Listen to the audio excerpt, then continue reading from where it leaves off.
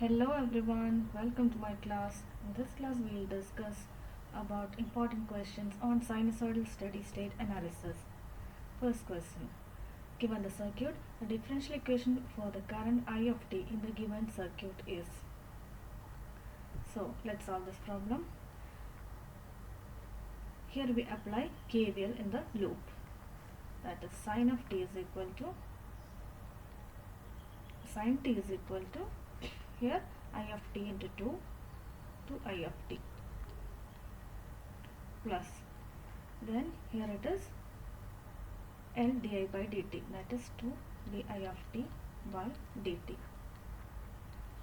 plus here 1 by c integral I dt, that is 1 by 1 integral I of t dt. Now we'll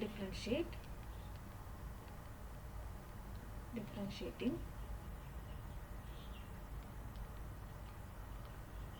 sin t is cos t, 2i of t becomes 2 di of t divided by dt plus 2 d square I of t by dt plus this is I of t dt. Okay, so this is the required answer.